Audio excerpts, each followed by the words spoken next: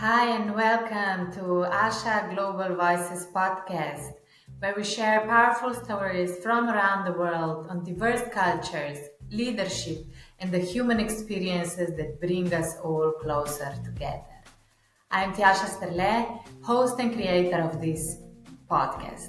As a cross-cultural leadership coach, I empower global leaders to transform cultural diversity into their greatest competitive advantage. I hope you enjoy each episode and join me on this journey to uncover unique perspectives and the universal lessons that unite us. If you are inspired by what you hear, please consider subscribing and supporting the ASHA Global Voices podcast. Your support means the world. Now, let's dive in. And remember, our differences are what enrich us and make us human. Okay, hi everyone. Today my guest is Parul Mehra. She's from Delhi, the capital of India, and she's passionate advocate for social change and equality. Parul works as the Chief Project and Corporate Affairs at an NGO called ETASHA, whose mission is to help young people from less privileged communities acquire job-ready skills, take charge of their careers, and ultimately break the cycle of poverty. Parul is also committed to creating a world where every woman is secure and inspire many by being a role model and has her head held high. Beautiful. Welcome, Parul. Thank you. Thank you. Hello, everyone. It's so great seeing you, as I said. And let me ask you first. When I was in India, everyone was asking me what my name means. So I'm sure that Parul has a special meaning. Could you share it with us? So, Parul is a name of a flower. It's a shrub. The botanical name is Lagistromia, and it comes in different colors. It comes in a vibrant pink, purple, yellow, white. And that is me. I love colors, and I love bringing color into everyone's lives. So, yes, that's what Absolutely I've become. so beautiful. You're a radiating flower, Parul. Yay. So before we dive into today's podcast, if you are up for it, I have a little challenge for you so that we can warm up. So this will be fire questions, or I Okay. should maybe rather say 3 statements that I will share with you, and then I will ask you if they are true or false. And you just say true, false, and later on you can explain a bit more. Is that okay? Sure. Up to it. Okay, great. So that we can get to know India a little bit better. Okay? Okay, so in India, it's customary to eat with your hands, especially when enjoying traditional meals. True or false? True. Okay. The next one. In India, touching someone's feet as a gesture of respect is a common cultural practice, especially when greeting elders. True or false? True. Okay. And the last one. Building strong personal relationships or connections is a core part of leadership in India. Trust, loyalty, and informal networks play a big role in how leaders manage and motivate teams. True or false? True. It's true? Can you elaborate? Why is it true? Why is it true? Because loyalty is required when you're leading a team. And what were the other two? The building strong personal relationship is a core part of leadership in India. Okay. Yes, but then there is a thin line between personal and professional. So keeping that line there is important. I feel uh, personal, yes, because it's a good thing to know what's happening in your team. When somebody is facing any issues or this thing, but then bringing in personal relationship into decision making is a no for me. So I would say some parts of it, how you deal with it, really makes a lot of difference. Yeah. It's a So thin line, as you said. And how are you able it's to okay. kind of navigate, these lines? It's challenging.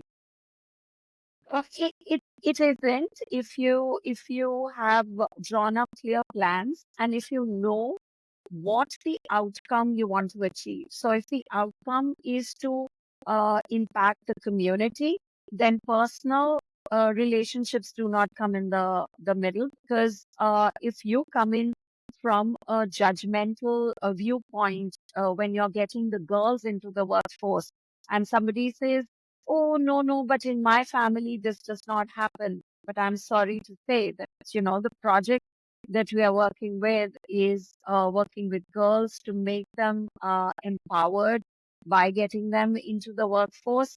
Then I'm sorry that you can't bring in your personal views and judgments into the piece. So the outcome is always bigger. The project goals and objectives are much higher than what your personal feelings or personal relationships are. So, Absolutely.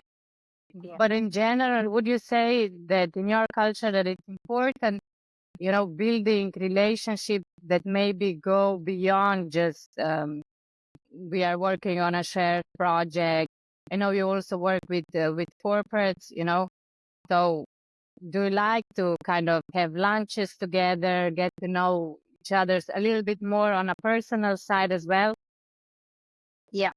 Yeah, that of course is there. But I would only recommend that you just keep only the knowing part or having lunches to it, but then not influencing your work because of personal relationships. I think one should, stay away from it. Ab- Absolutely. Okay. Yeah. If we go to the first true or false, you said that it's true that in India it's customary to eat with your hands, especially when enjoying traditional meals. Can you say a bit more So, about that? sure. So traditional meals here is, so say for example in the state where I come from. So there is this ball of wheat with dal. So it's called dal bati churma. Now that you cannot manage that without your fingers. So that traditional meal is with your hands, right?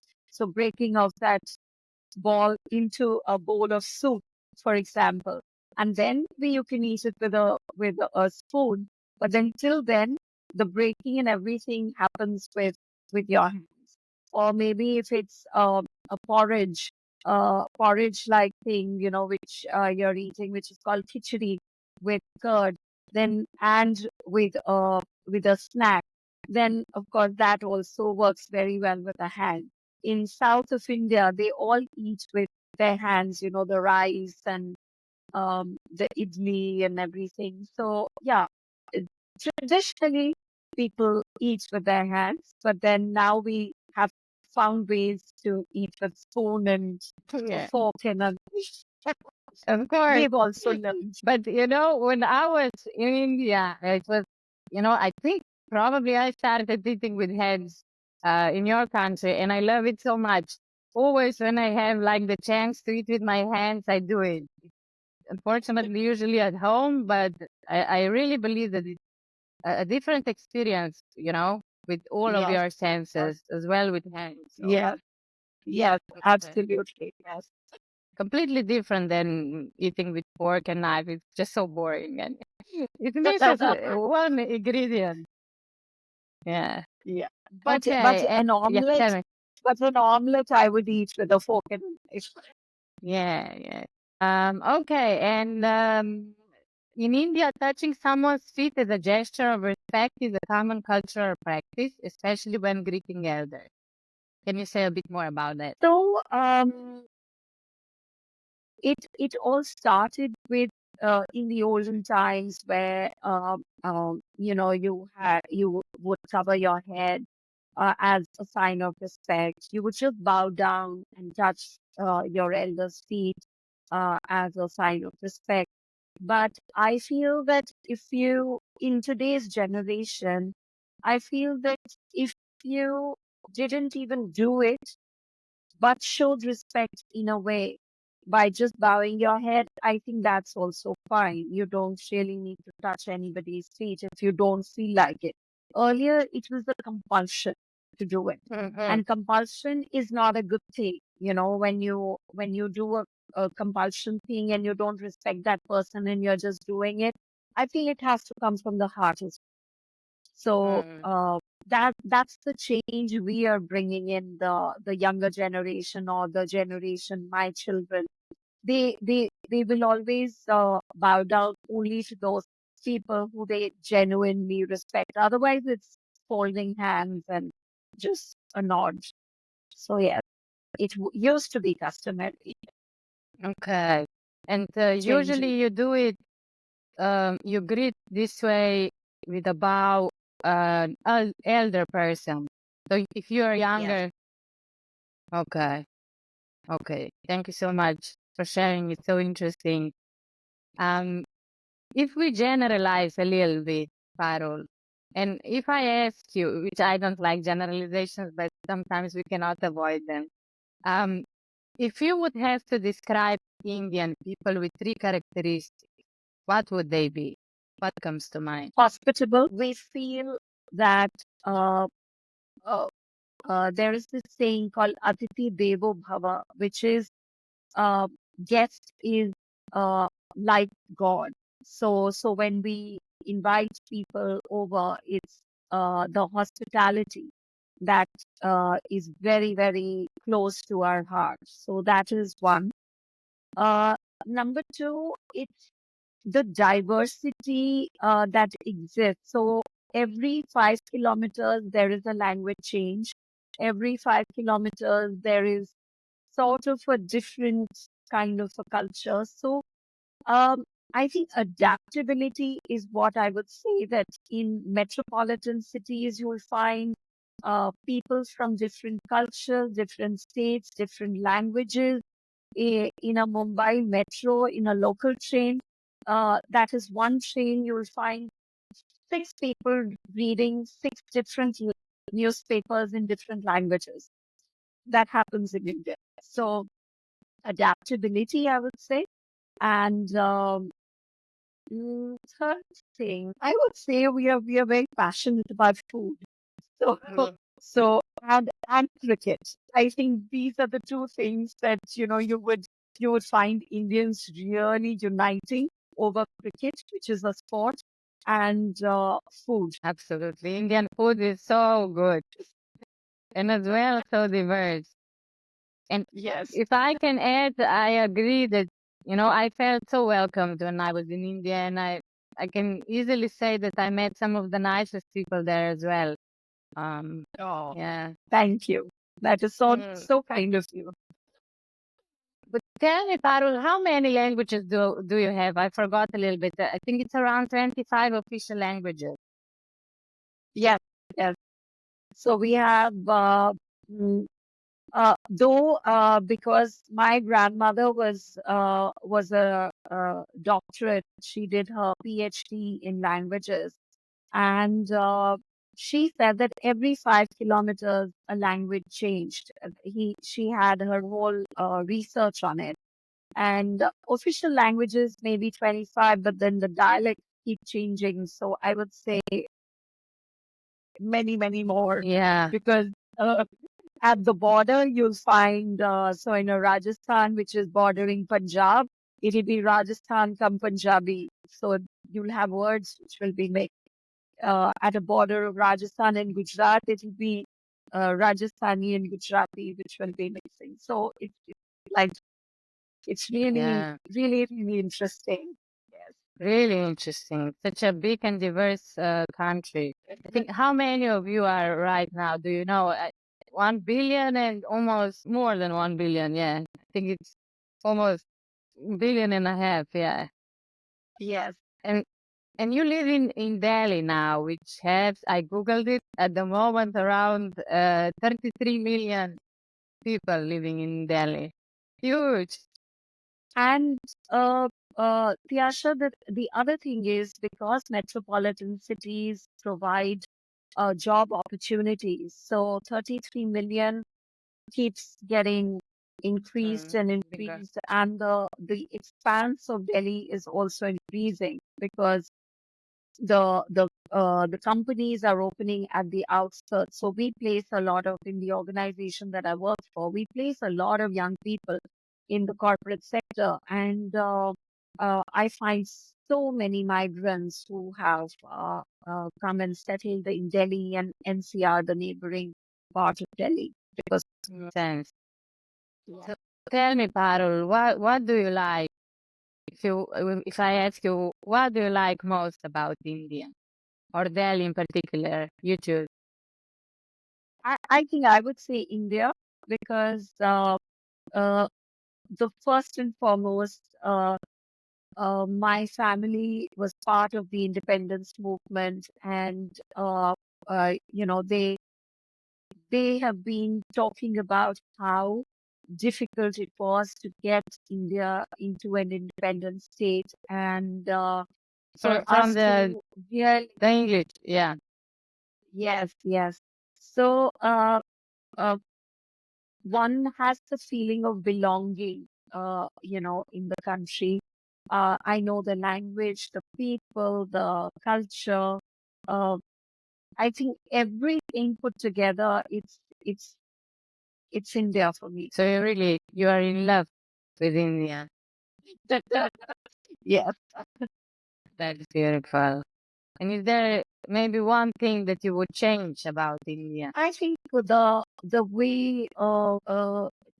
way the political parties are bringing in sort of a divide, because I feel that uh, I have friends from all religions.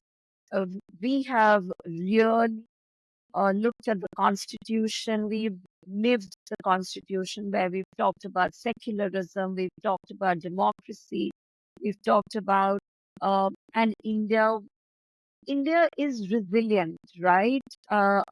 So we've gone through a lot, but it just bounces back, right?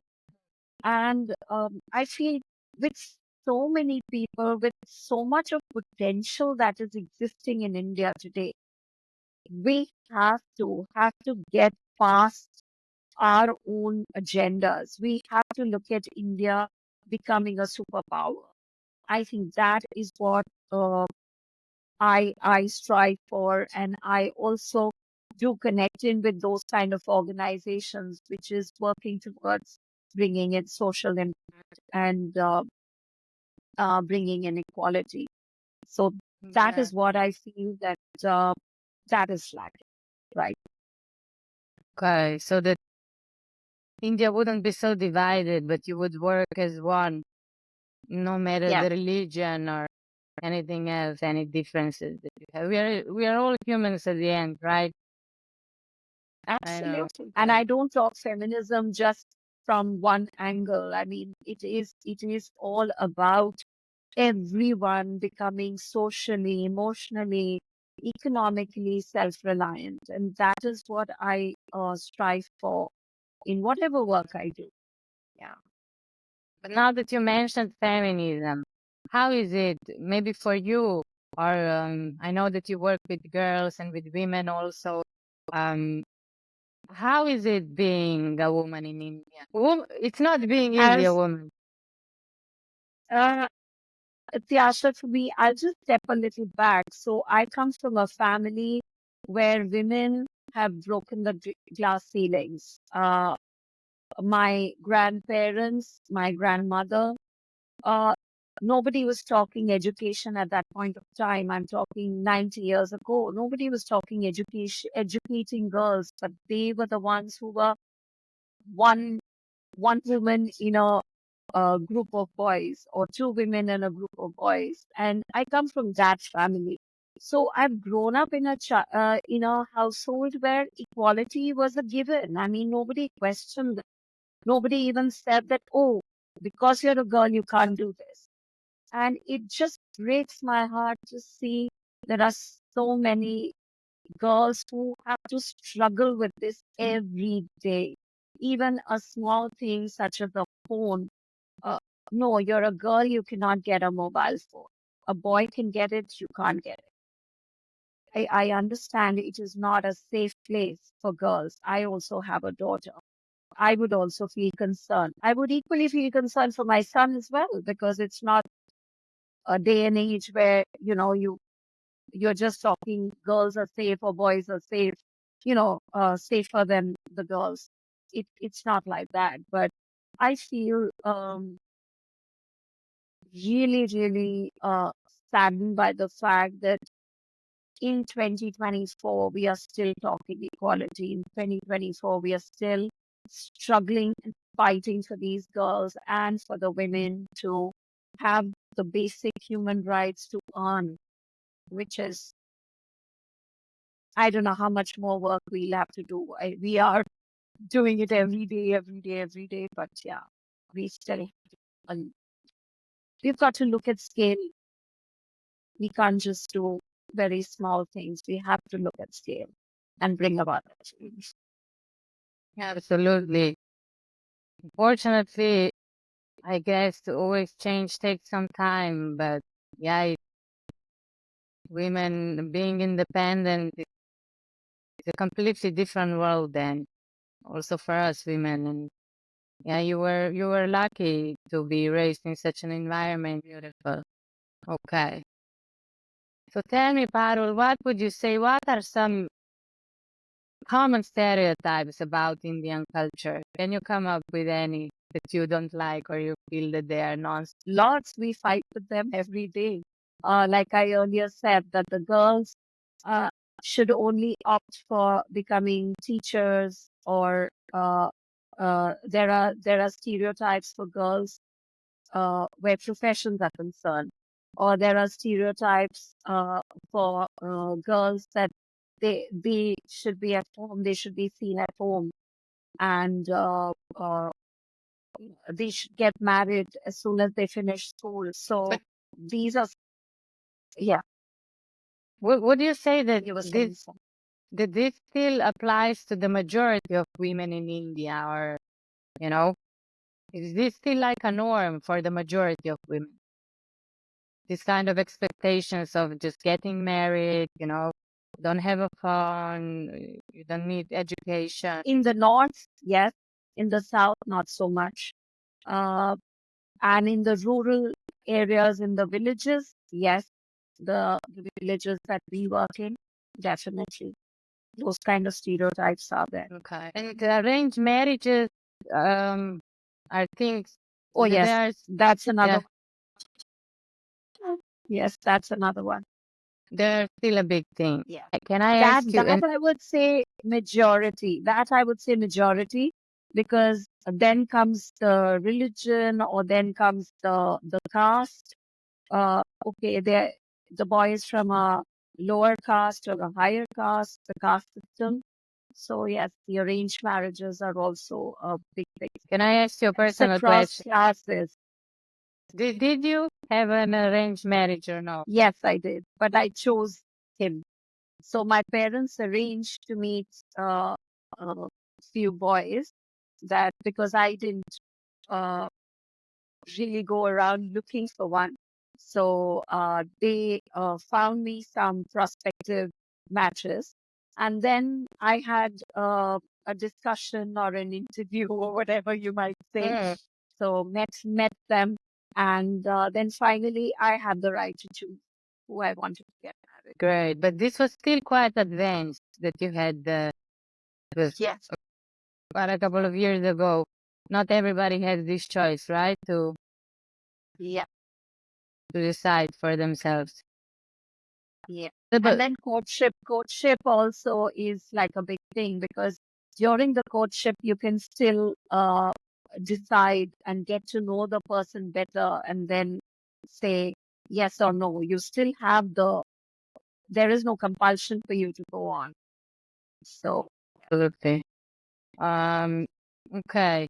Uh, I remember a story when one time I was with this older lady. We were having dinner, and her husband died already. But I asked her, how was it for her, with the arranged marriage? And she said that she was lucky that she had a handsome husband and he treated her well. So Yeah, that she was. With Monica, maybe you remember her from Estonia. She was with me at the time when I was Yes, at ETASHA. We were, yes, because for us it's different, right? We don't have arranged marriages, and we were just thinking about it. What's better, if you have the possibility of introduction of a couple of potential husbands, or if you have, everyone available, which is sometimes also kind of hard to choose, on the other end, because you might think, oh, what am I missing? Or I don't know, it's just something that we were thinking about. Probably there is yeah. no right There or is a wrong. decision. Yeah, there isn't. I'm sure. I mean, my children, of course, cannot understand an arranged marriage concept. They said, I mean, how can anybody arrange something for you? We are capable enough to find a match for ourselves. I said, yeah, you go ahead, do it your way, Yeah. but Let's yes, see. there is, because if there are a lot of choices, then there is a decision making paralysis as well. So that also happens, that, oh, whether I'm making the right choice or not. But that can happen in an arranged marriage as well. So I guess Absolutely. key things would be to really look at if they respect the kind of value system that you, and if that works, then an arranged marriage then can, become a love, uh, uh, can have love in it, and all that. So, but then initial few factors have to be factored in, and then only you can, you know, sort of go ahead with a long-term relationship. That's what I feel. Yeah. And tell me, Parul, are there any taboos in India? Something that Indians don't talk about? What would you say? Sex, still. Still, Yeah. okay. So we do a lot of workshops with the adolescents because this topic is a taboo. They will not talk about their sexual orientation. They will not address any issues, the growing up issues, the physiological issues that they might be having. And then ultimately it becomes like a huge thing, and then they will know how to deal with it. So we do sexuality AIDS awareness workshops with the young adolescents, especially from the less privileged, because they do not get that kind of an environment within the family to talk about it and to, sort of address any questions that they might have. So yes, sex still is a big uh, thing, which is such a, Great that you're addressing it and opening the yes, discussions. yes, So yes, important. absolutely. Okay. Before we Menstruation dive, also up okay. to a point. Sorry. Menstruation also, where the girls wouldn't talk about any issues that they might be facing, and For they example, wouldn't reach out. if they have Sorry.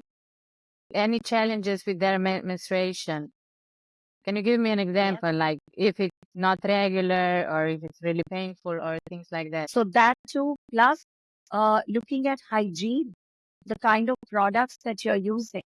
Because Mhm. if they are not talking about it, and if they are really not hygienically looking after themselves, then that can become like a huge issue now for the young girls, because that is not Yeah, the yeah, age yeah. when you freely go to a gynecologist and say, okay, here, look here, I have this kind of an issue. That doesn't.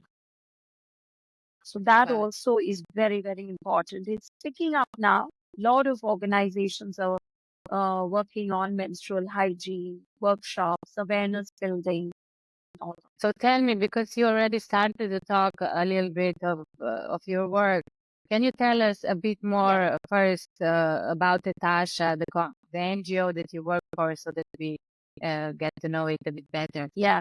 So we work with the underprivileged community where we skill them for jobs in the organized sector.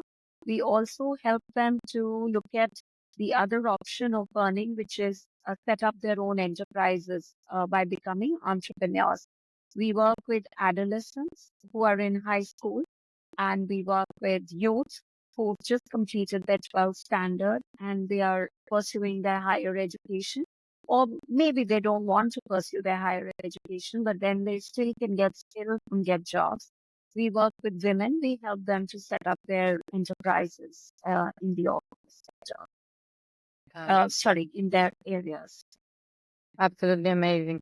Can you just say for our listeners, you said that for the ones that finished 12 and then going into higher education, can you just explain it a little bit more so that we understand the education system? Sure. So, in the Indian education system, the school finishes off at grade 12. So 12, when they are out of school, they can enroll themselves in a graduate program, which is a 3-year program. And then they can do their masters and they can study further on and go ahead with their higher education. They can also go into a skill development program through the technical institutions. So there are a lot of choices after grade 12.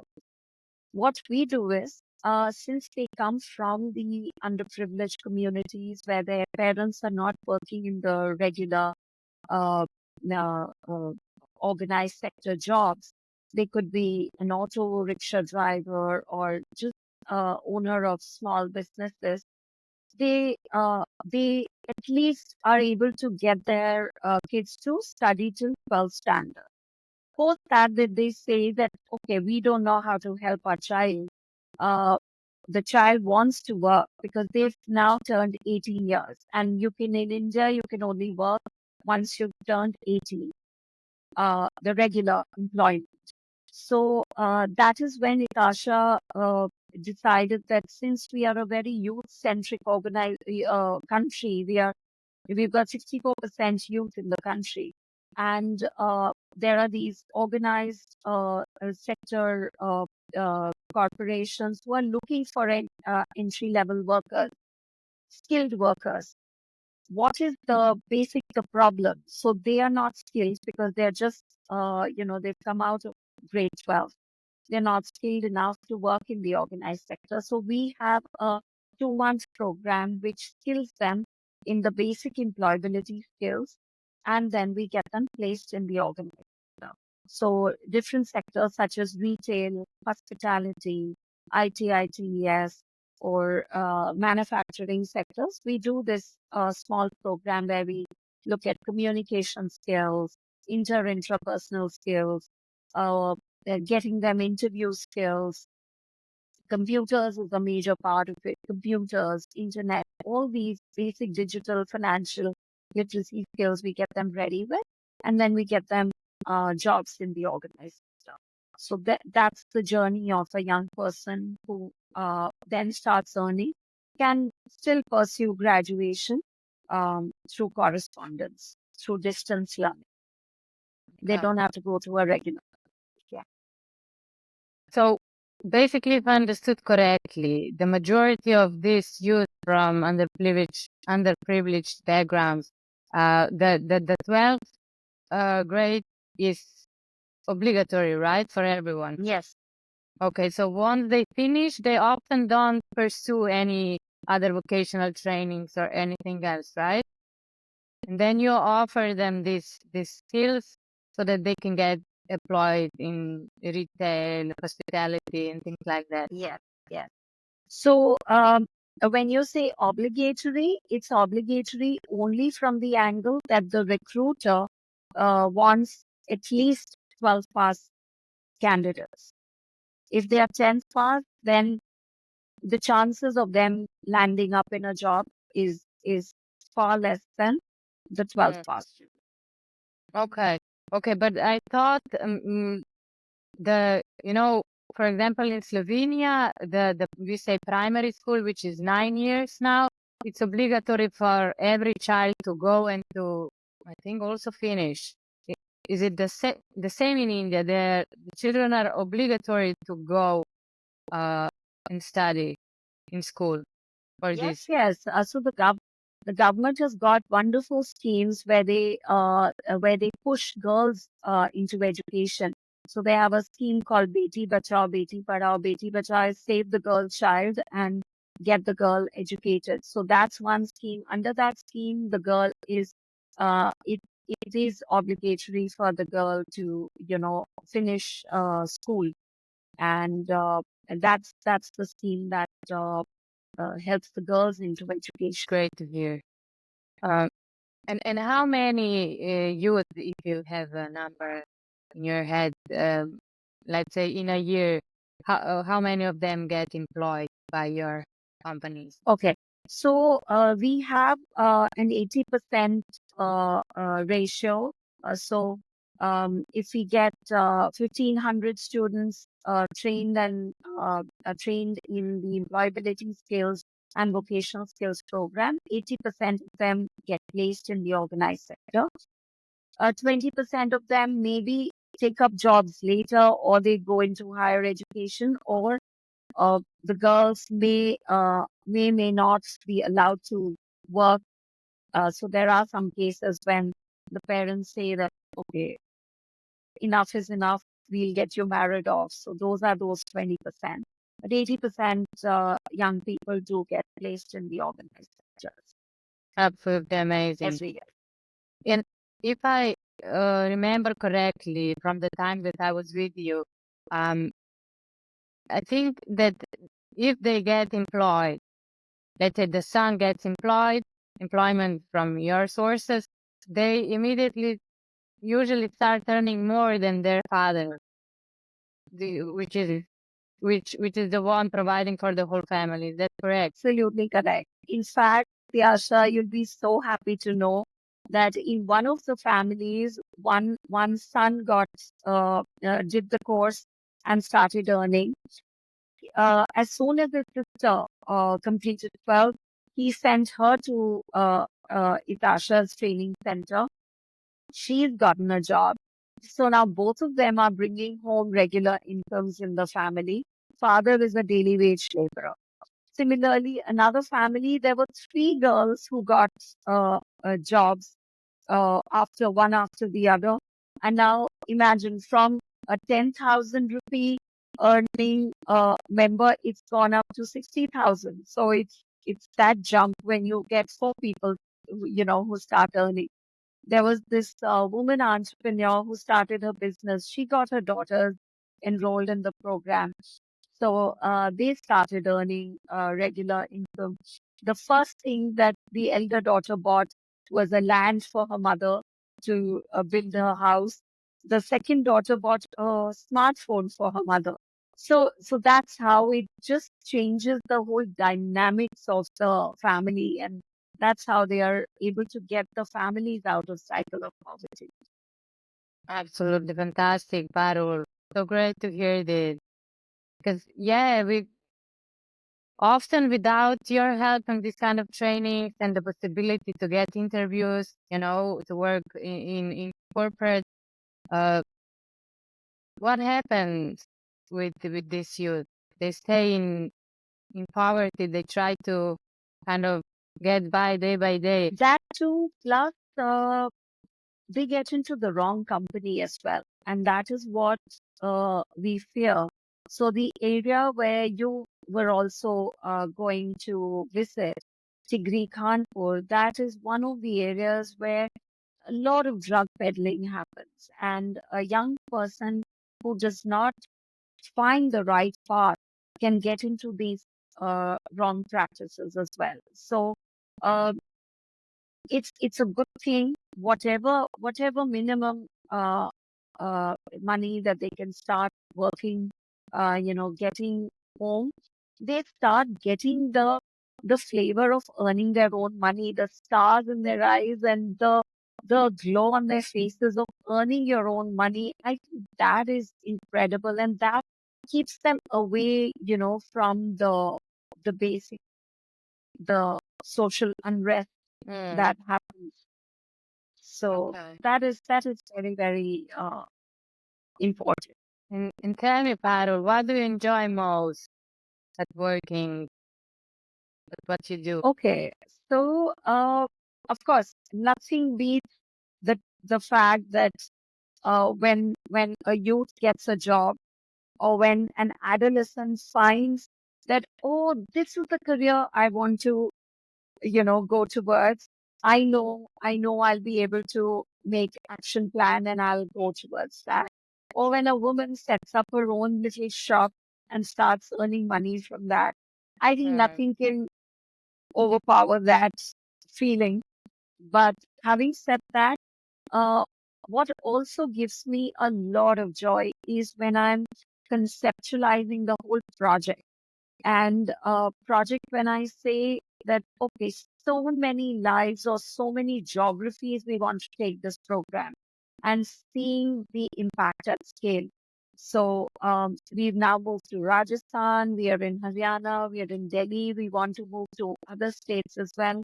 So bringing our programs, because I know they are adding value into uh, each person's life. And once that value gets amplified, I think nothing can take away that joy at the end of the day. Yeah, beautiful. And tell me, Parul, was there a moment in your life that shaped you into the person that you are today? Moments, I would say. So, but I don't know how much time I have. I think I'll just talk about three moments, three life-changing moments. One, when I was studying psychology yeah, during my graduation, and I read this paper called Applied Psychology. That is the time when I realized that education is about applying the knowledge into the field. So that changed the way I thought about my career and my future. Number two was one project which I did, my first project, which was Women and Violence, where when I read those case studies, I was writing those case studies, I just felt that why would a woman go through so much of violence? What is the problem? Where can one bring about that change? So that got me onto the path of gender equality and working towards that. And the third was uh, working in ETASHA, figuring how skills can really change the trajectory of a person achieving their goals. So these three things have been very, very instrumental in the kind of person I've become. Hmm.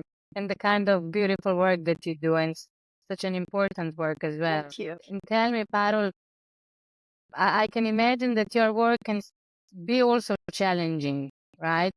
Um, how do you recharge your batteries, and what, besides everything that you shared, what keeps you going and, keeps you such a radiating flower?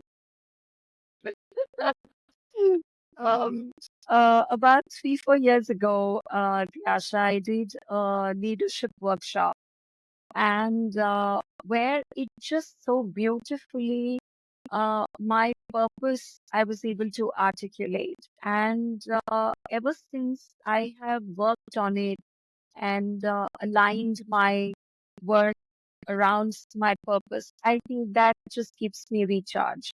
Going back to my being state, and then just connecting with my purpose.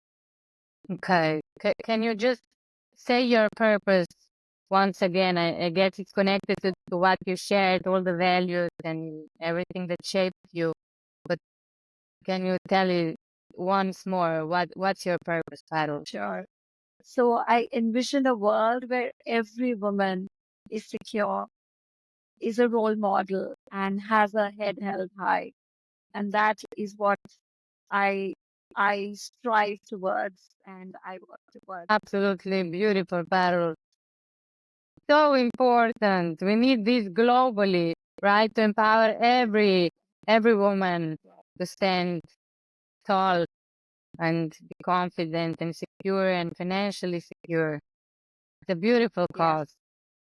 And I can imagine, thank you. yes, always when you are in alignment with what your soul believes, with your values.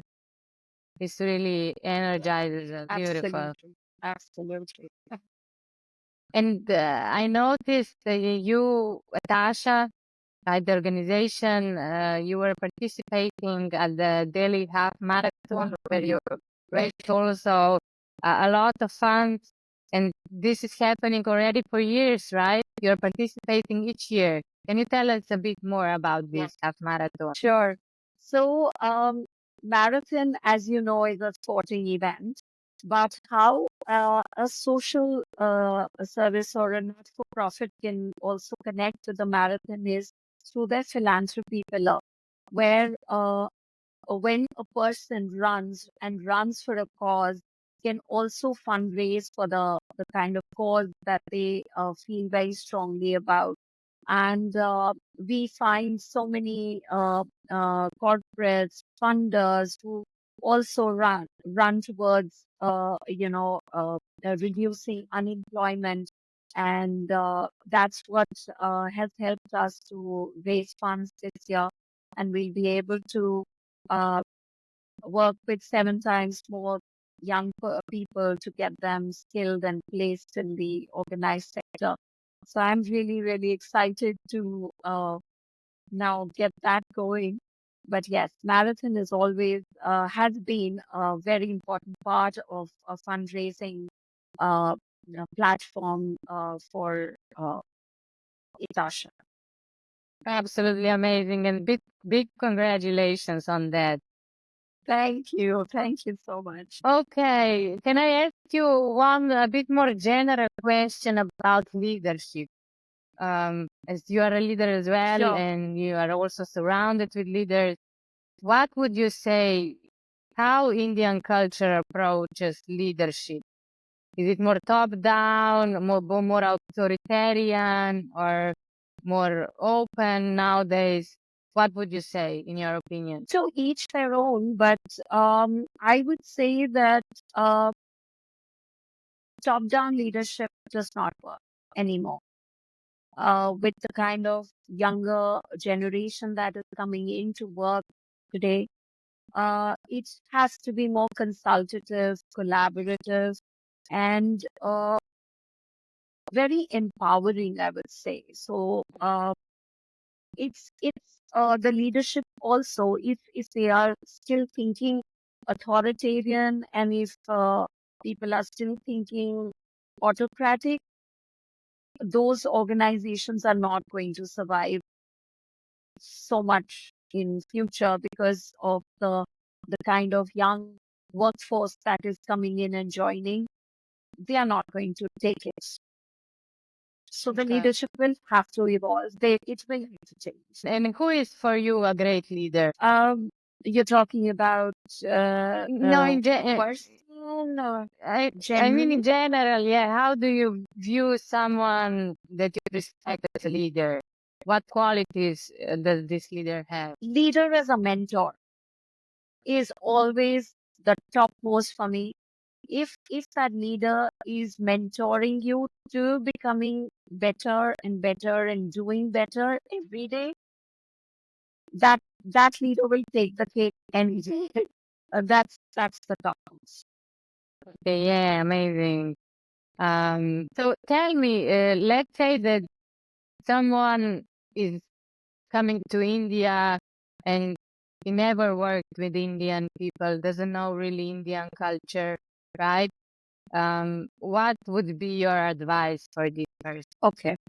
So there are times when uh, the uh, the line is not very, very clear in certain sectors.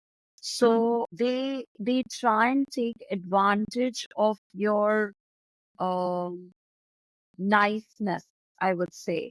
So not adhering to time. So it's a 9 to 6 kind of a job role, but then there are deadlines, and if the planning is not being done, then it can shoot above 6.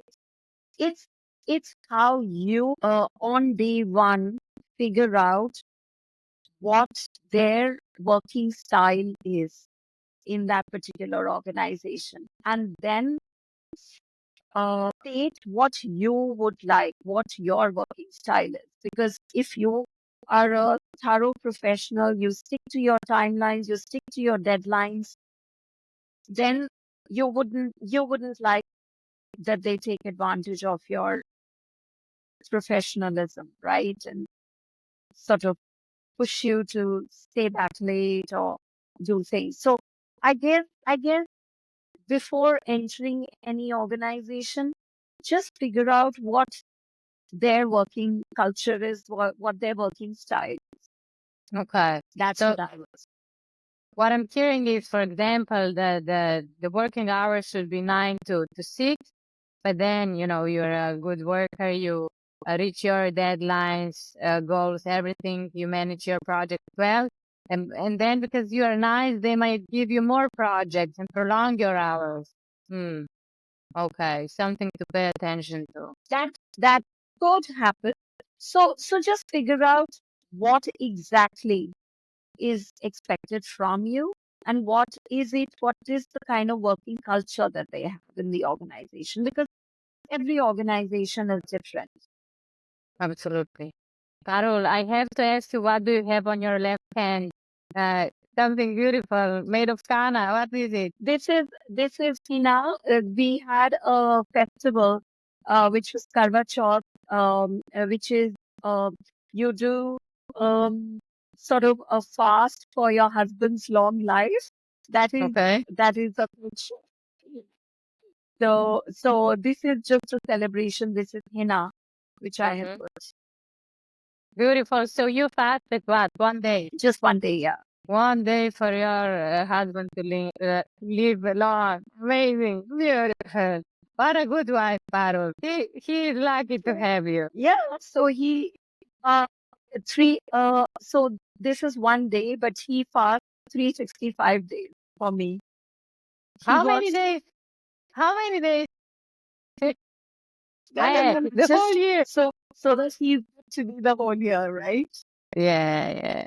His whole year. Well, with everything going around the world, in India, in every country in the world, what would be a better future for people all around the world? For you, what would that look like? What kind of world do you envision? I think love and gratefulness is missing. We we There is so much to be grateful for. I think that is really missing. We are not thanking people enough. We are not acknowledging people enough. That for me is, and respect. These three things, if they are there, I mean, why are people hating each other and not respecting each other's culture, not respecting each other's gender, their likes, dislikes, their, you know, their thinking. I just feel there is too much happening. People are just not mentally calm anymore. So we need more gratitude, more, respect towards Yeah. each other, more politeness, being grateful for what we have for one another. I absolutely agree. What a beautiful thought, Parul, to end this conversation with. And maybe just one last thing before we really wrap up. Can you teach us? Sure. I think I already know, but teach also our listeners how to say hello in Indian language, how to greet each other. Namaste. Namaste.